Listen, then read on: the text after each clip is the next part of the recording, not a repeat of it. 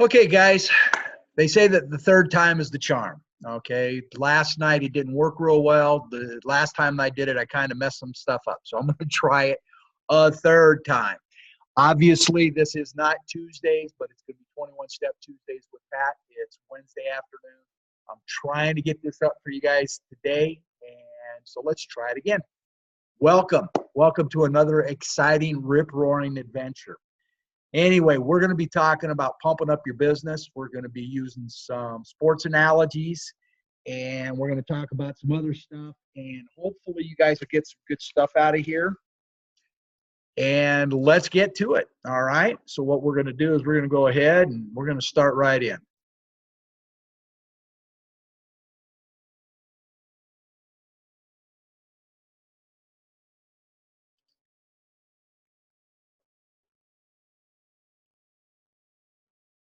Okay. Let me move me down here to the corner here so I'm out of the way. So we're changing the name. It's going to still be, as I put it out, it's going to be 21 Step Tuesdays with Pat, but for the purpose of the actual videos, we're going to be calling them Power Up Tuesdays. This was Matt's suggestion. He suggested that I start branding it towards myself. So you know what? That's why he makes the big bucks. So I'm going to go ahead and I'm going to take his advice, and we're going to start rebranding it. So this is going to be Power Up Tuesdays with Pat. They're going to be every other week, just like before, but it's going to still be the same thing. So this week, what we're doing is we're building the pump in your business. Anybody that spent any time in the gym, worked on their bodies. Now, before we go any farther, I'm going to tell you right up front, I am not into body shaming. I don't care what anybody looks like. If you feel good about yourself, you feel good about yourself. And the reason I'm saying that is because I have fought with my weight my entire life. It's not an obsession, but it's something that I'm very, very familiar with. And I've tried damn near every single diet on the planet, and I still struggle with my weight. Matter of fact, when I was a kid, my nickname was Fat Pat. So that should tell you where I was at. So anyway, what we're going to talk about is we're going to use some gym analogies, and we're going to talk about building the pump in your business. Those of you that remember the old Saturday Night Live skit with Hans and Franz, you know, the guys, they had the big muscles and they sounded like Arnold Schwarzenegger, and they were here to pump you up. Well, that's what we're here to do, is we're here to build you up and pump you up today. So what I want you to do, and I want you to start thinking about, is treating your business the same way a bodybuilder builds their body. Okay, bodybuilder looks at themselves when they make the decision, I want to start building my body. He looks at where he is and what he has to do to take it to that ultimate level of wherever he wants to go on his quest to become a builder. But basically what they do is they plan their workouts and they stick to their plans. You talk to any bodybuilder, you talk to any serious gym rat, and they're going to tell you, on Mondays I'm doing legs, Tuesdays I'm doing back and shoulders, I'm eating this, I'm eating so many grams of protein, so many grams of carbs, so many grams of fat. They know what they're doing. They have a plan, and they're sticking to their plan. It's the same thing that we have to do with our business. If you stick with me, you'll see where I'm going with this. And this is going to kind of dovetail into the last session that we have about excusitis and overcoming excusitis. Okay, we're going to talk about the 80-20 principle. Those of you that have been around for more than a week or two, you should know what the 80-20 principle says. The 80-20 principle basically says that 80% of your profitability is going to come from 20% of your effort, which means that you have to find the 20% that actually builds your business, the 20% that's going to give you that 80% return. All right. And just like muscle is denser than fat, we all know that, right? You know, what basically weighs more? You know, we've all heard that old joke years ago when we were kids. What weighs more, a pound of feathers or a pound of lead? Well, they both weigh exactly a pound. The difference being that a pound of lead is going to be real small, and a pound of feathers is going to be huge. The volume is going to be different because the lead is much denser than the feathers. Okay? Keep that in mind. That's going to be important. Okay? Just like muscle is denser than fat, we want to be the superheroes. We want to get ripped. We want all those big bulging muscles. You know, we want people to think that we spend hours and hours in the gym just getting ripped. Last thing we want people to look at our business and think that we're Homer Simpson, that we sit around drinking beer and eating donuts and watching TV. Okay, so which do you want to be? Do you want to be, you know, Captain Affiliate, or you want to be Homer Simpson sitting on the couch? I mean, I'd rather have Homer's money, but that's neither here nor there. Okay, so building the pump in your business, just like muscle is denser than fat. We're going to keep pounding that issue home. It takes more effort to build muscle than to gain fat. Okay.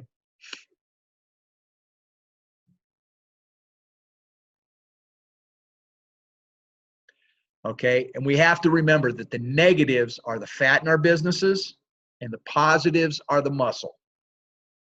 Okay, so 80-20. If we're putting 80% of our effort into one, we're getting 20% back. Or if 20% of our thing is positive, hopefully we're getting 80% of positive returns. Okay, so we're going to talk about fueling our workouts.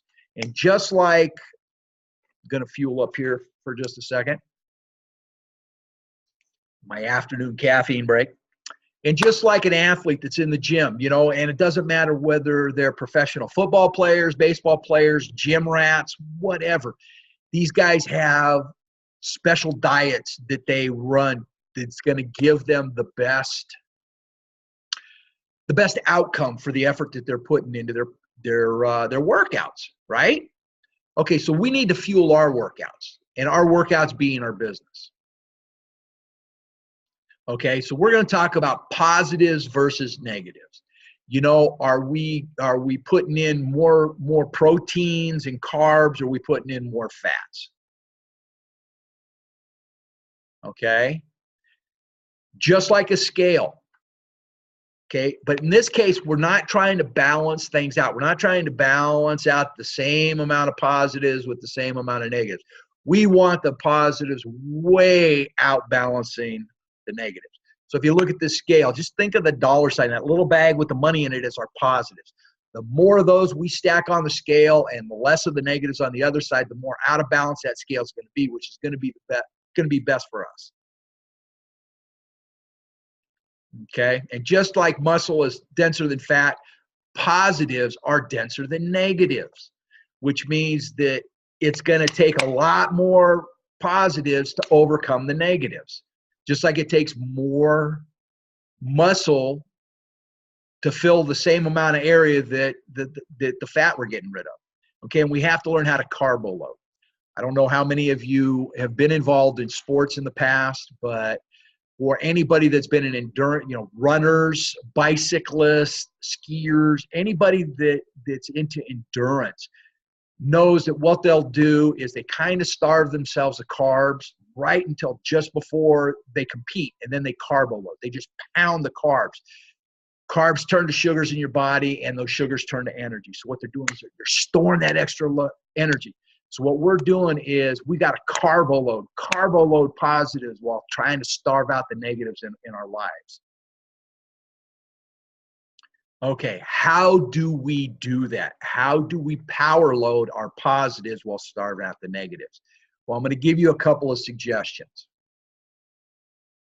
Okay. This is the big one. It's 2018. Everything is about the media. It's about your smartphones, tablets, being connected to the internet. You can't even get in your car without having a computer involved in what's going on. Okay? So we have to understand what the media does to us and how we react to the media. Now, are you one of these guys that jumps out of bed in the morning, the first thing you do is you open your phone, you know, you look to see if there's any messages, and you go to Facebook, you look to see, you know, how many people liked one of your posts, or how many, you know, whether your friend, you know, posted another cute little puppy video or a cute cat video, something like that. I'm just as guilty as everybody else, guys. I have literally found myself standing there with my phone and realized that I've been standing there for like 30 minutes looking at absolutely nothing, looking at things that do not benefit me. So that's what we're going to start doing. We're going to start looking at some of the things we do. Do they benefit us or do they not benefit us? Okay. Now, I'm not saying you got to throw everything out of your life, because even a diet's going to allow you a few little things here and there that you get to cheat with. Okay. You just have to be real kind of selective with what you're cheating with. So we're going to talk about the media. And one of the first things we're going to talk about are books. Okay. Now, I'm a bibliophile. I love to read. One of the coolest things that I remember when I first got started in this business is hearing that very, very successful people, the Warren Buffetts, the Donald Trumps, the Bill Gates of the world, these guys read in excess of 60 to 65 books every year. But they're not reading, Janet Ivanovich and, all the fiction writers. They're reading, other business authors. They're reading, Warren Buffett is reading Donald Trump, and Donald Trump is reading Bill Gates, and Bill Gates is reading stuff that Steve Jobs wrote. They're reading books and articles from other successful people. Why? Because that's how they get ideas. They're going to hear something somebody says. It's like a smorgasbord. Everybody puts this information out, and then you take what's going to work for you. So your books. I'm not saying that you have to give up fiction. I love fiction. I'm a huge Stephen King fan. I'm reading the new Dan Brown book right now. Unless you know, Dan Brown wrote the Da Vinci Code, great writer. So I do spend a little bit of time reading fiction. But one of the things that one of my first business coaches had me do was to get an audio file, to get an audio reader on my phone. Excuse me. So I have Audible on my phone. I have Audible on my tablet. So when I'm driving around, perfect example, I just went to Starbucks. I was listening to The Magic of Thinking Big on the way to Starbucks. Come back, and I work out every day at noon. I've got my tablet with me, and instead of listening to music or anything like that, I'm listening to audiobooks. I'm listening to Building a Story Brand. Things that are going to help me propel myself in my business, because it's what it is. I have a dream, and getting back to what we talked about a couple of weeks ago is building that why. And the stronger your why is, the stronger your understanding and your knowledge of why you would do something like this, the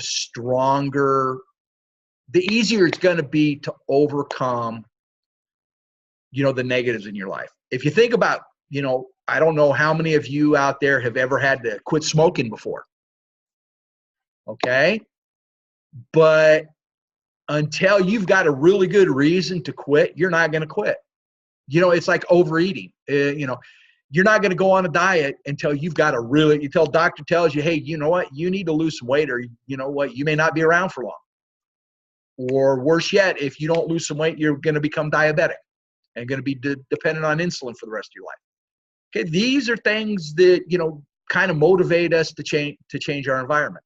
Okay, so your why is going to help you get rid of the negatives in your life, or as many of the negatives as you possibly can, and start focusing on the positives. Books is one of the first ways to do it. Here's an example, okay? Just before the session on Tuesday night, I opened up my tablet. I went to Amazon.com, and I just typed in sports psychology. Wanted to see what kind of books on sports psychology they had. There were like 20, 22 pages of sports psychology books available on Amazon. Here's the title of just a few of the ones from the very, very first page. The Champion's Mind. The Art of Mental Training. This is Your Brain on Sports. Bring Your A Game. A Young Athlete's Guide to Mental Toughness. Think Like a Warrior. And the Mind Gym. That's just on the first page of all the pages of books that are available on Amazon under sports psychology. So then I typed in self-talk, positive self-talk books. Okay, here's just a couple of the ones that were on the very first page, and there's like 40 pages of positive self-talk books available on Amazon. Self-talk, how to train your brain to turn negatives into positives. 365 days of positive self-talk. What to say when you talk to yourself. Positive thinking in a negative world. Affirmations, the miracle of positive self-talk.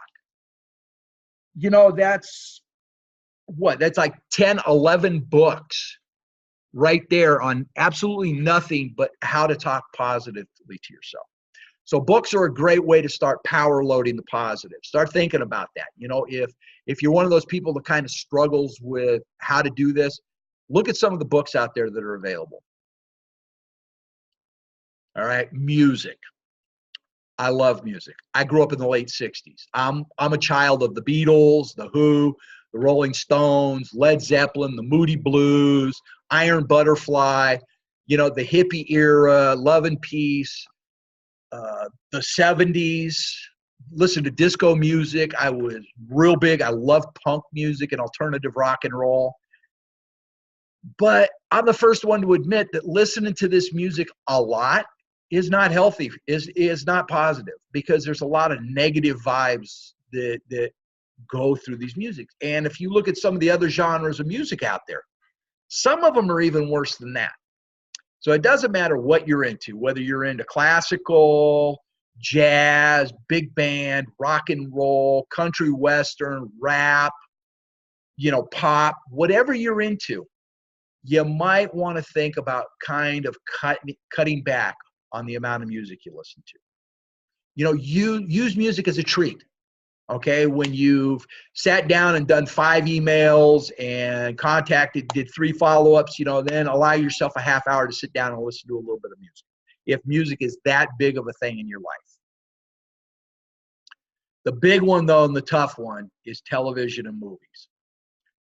You know, I used to be a reality TV junkie. My sister still is. And I realized that just the other night, I was walking through the kitchen and she was watching Celebrity Big Brother. And I stood there for about 30 seconds listening to the crap coming out of these people's mouths. Well, when this is, you know, and not to mention the news and movies, you know, when this stuff is bombarding you on a regular basis, it's going to have an effect on you. Okay? Think of it this way. You're in a big room. There's only you and one other person in that room. You know, there's 50, 60 feet between the two of you. But that other person is smoking a cigarette. How long are you going to put up with their secondhand smoke floating over and filling your lungs when you don't smoke? Not very long. You're going to put a stop to it. So put a stop to the negative television and movies, okay? You know, I wish I had some quotes here that I could just throw out. Like, you know, I know one I'm going to kind of paraphrase it, is that the people that get the best results, the uncommon results, are the people that are willing to do the uncommon. Okay?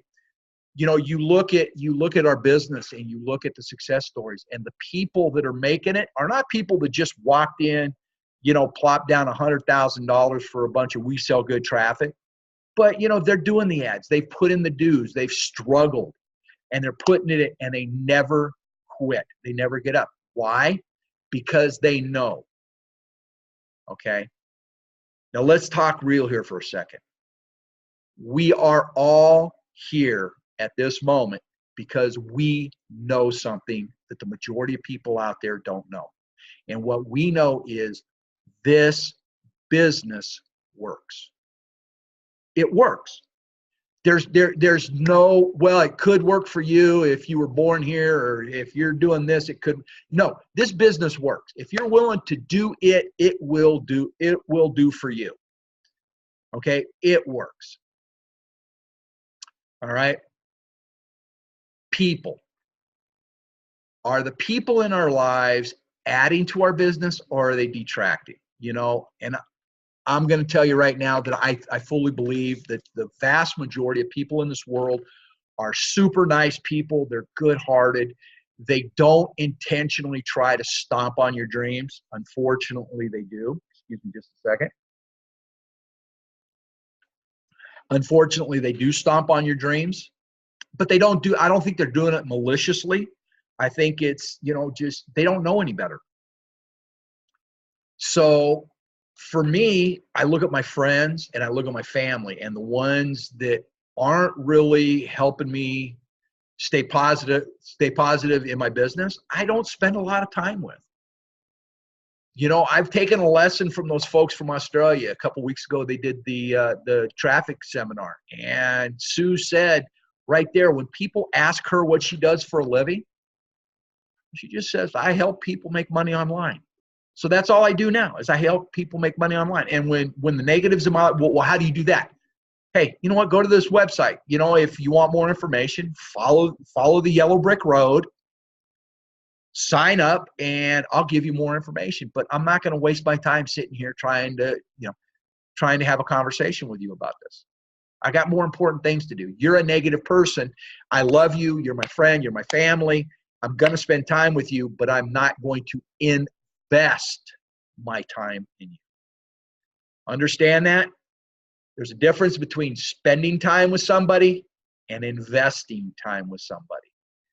These meetings, when Monday nights, when you get on the line and listen to Matt talk about traffic stuff, when you go on a webinar that Matt Lloyd does or one of the other gurus in the business does, you are investing your time.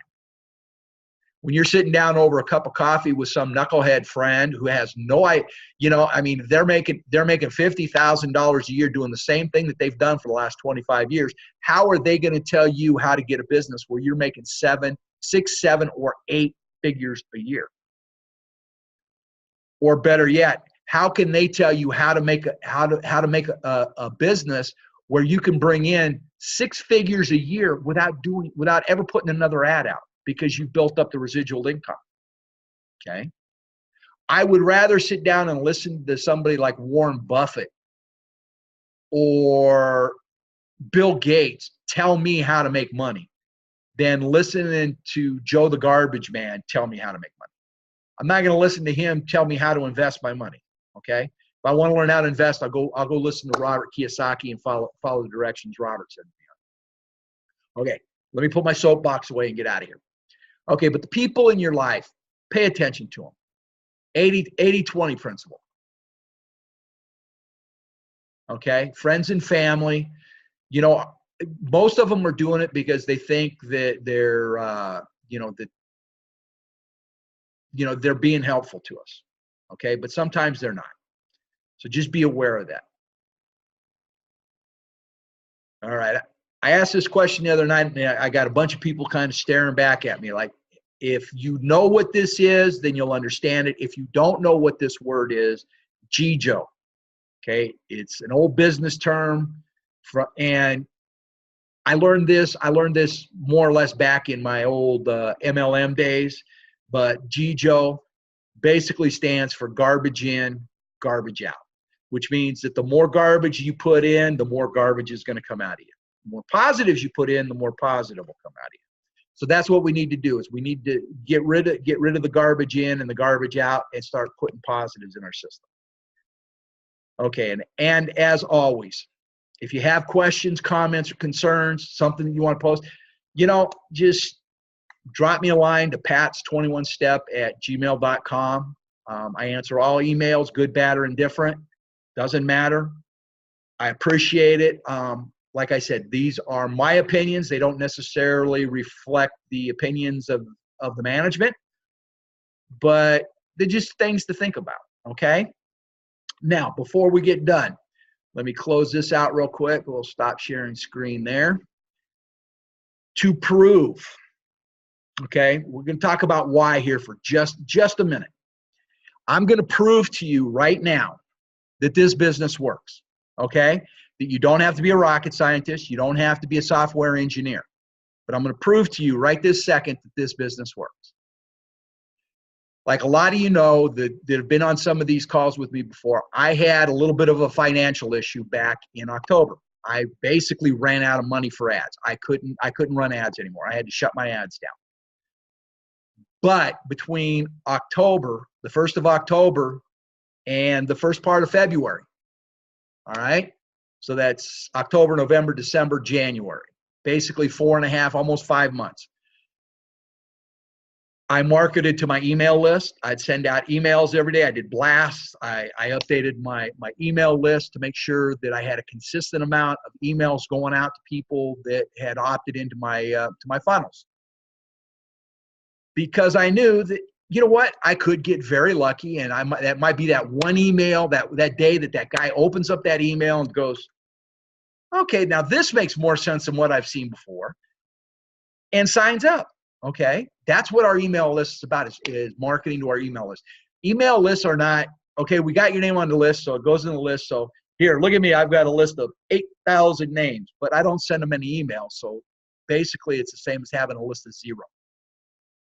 Okay, when I ran out of money, my list went from 850 down to about 665. Okay, I lost, you know, a little over 200 of my emails subscribers in that 4.5 months. It happens. It's attrition. People are going to opt out. They're going to unsubscribe. But I never gave up. I listened to guys like Matt Helsel, you know, that talked about continuing to plug, continue to plug, continue to plug. 1 foot in front of the other, 1 foot in front of the other, 1 mile. I don't have to make it to the end of the marathon. I just got to make it to the next mile. So basically, the reason I'm telling you this is some things have opened up for me. I've managed to get a little bit of funding. And so on Monday night at about 10:30 at night, I decided that I was going to start my Facebook ad up again. And so I reactivated 2 of my Facebook ads. Now, bear in mind that I talked about this last night at the end of the meeting, and I'm going to show this to you because I took a screenshot this morning at about 9 o'clock. So basically, we're figuring about a 36-hour time span, right? Okay. So let me show you this. This is a screenshot from my back office.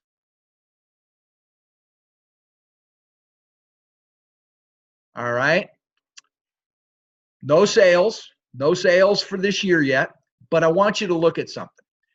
48 clicks, 19 conversions. Okay, now these conversions, don't get excited. What they are is my funnel takes them to a page where they put in their email address a second time, and that goes to Mob. And Mob counts that as a conversion. Okay, that way I'm guaranteed that those people that have gone to the trouble of putting their email in twice are serious about looking at the videotape. So I had 1 conversion back here on, I want to say it was like the 8th or 9th of the month. All right. So right in here, about 10:30 at night on the 12th of February, 2018, I reactivated my Facebook ads. So basically for 36 hours, I've basically got 18 conversions. I've got 18 people that saw my ad, clicked on my ad, went through my capture page, went through my bridge video, which most of you have seen, and then went through a second capture page on the Mob site before they ever got to the video. Okay, that means that they're fairly serious about seeing what's behind the curtain, what's on the other side. So I'm sharing this with you to show you that this business works.